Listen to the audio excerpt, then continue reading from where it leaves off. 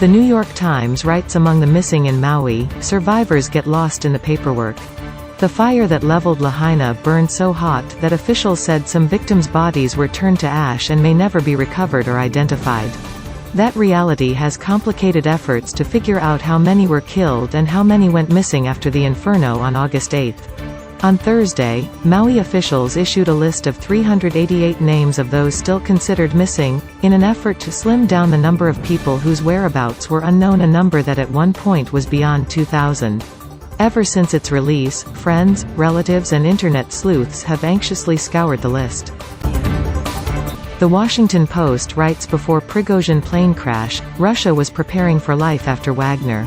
After Yevgeny Prigozhin's presumed death, the Kremlin, internal Wagner factions and outside paramilitary forces are jockeying for control of a lucrative global empire. USA Today writes Martin Luther King Jr.'s Have a Dream speech turns 60 as fresh civil rights battles emerge. 60 years have passed since Martin Luther King Jr. delivered his momentous "I Have a Dream" address during the landmark 1963 March on Washington for Jobs and Freedom. While the event has come to be linked with the causes of desegregation and voting rights, it sought to highlight an array of racial and economic injustices, many of which still resonate today, in education, housing and criminal justice reform. So how does today's movement differ from its predecessor? First of all, in name, Julie Buckner Armstrong, an English professor at the University of South Florida in Tampa who has written several books about the civil rights movement, said it's not fair to use the same term to describe today's efforts. Los Angeles Times writes survivor describes war zone inside Cook's Corner, mass shooting victims identified. Ex-cop hunted down wife in Cook's Corner shooting. Not a discussion, dialogue or argument.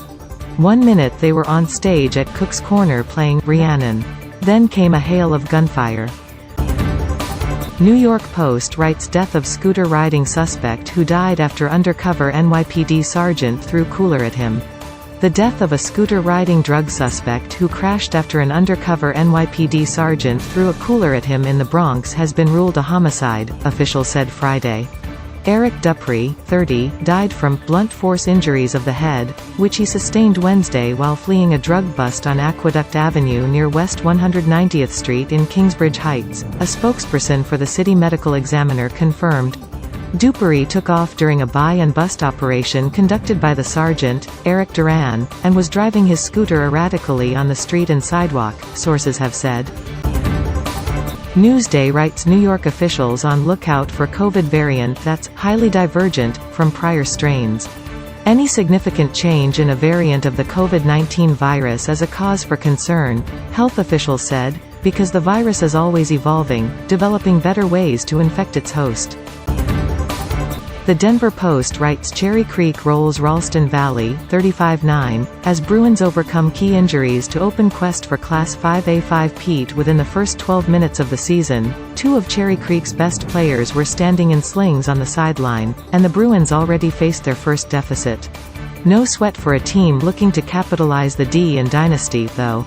The Bruins did as they usually do, wear down their opponent with superior size, depth and skill to roll Ralston Valley, 35-9, in the four-time defending Class 5A champion season opener at the Stutler Bowl. San Francisco Chronicle writes 49ers conduct reckoning over Trey Lance for now, but there could still be hell to pay. The San Francisco 49ers traded Trey Lance to the Cowboys on Friday, ending a tumultuous 28-month stretch that polarized football fans from coast to coast and continent to continent, and especially throughout the region once prematurely christened the Trey area.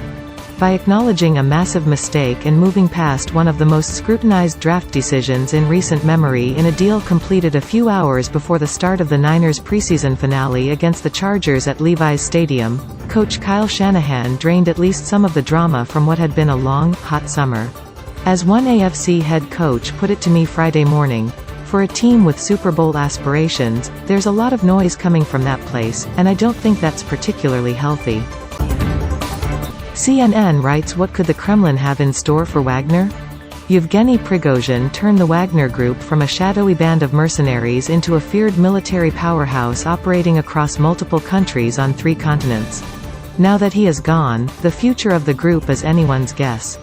The warlord is presumed dead after aviation authorities said he was on board a jet that crashed near Moscow on Wednesday, exactly 2 months after he launched a short-lived rebellion in Russia. Most security experts doubt Wagner can survive without Prigozhin, posing major questions about what will happen to the group's fighters, weapons and operations. BBC News writes Spain FA accuses World Cup star Hermoso of lying about Rubial's kiss.